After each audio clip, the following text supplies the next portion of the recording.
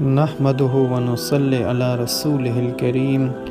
حضرت معاذ رضی اللہ تعالیٰ عنہ بن جبل رضی اللہ تعالیٰ عنہ سے روایت ہے کہ رسول خدا صلی اللہ علیہ وسلم نے ان کا ہاتھ پکڑ کر ارشاد فرمایا، اے معاذ، اللہ کی قسم مجھے تجھ سے محبت ہے، میں تجھے وصیت کرتا ہوں کہ کسی بھی نماز کے بعد یہ پڑھنا نہ چھوڑنا، اللہم اعنی علی ذکرک و شکرک و حسن عبادتک۔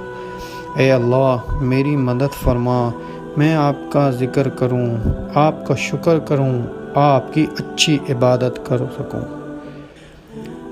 یہ روایت ہے ابو داؤد کی، حدیث نمبر 1522۔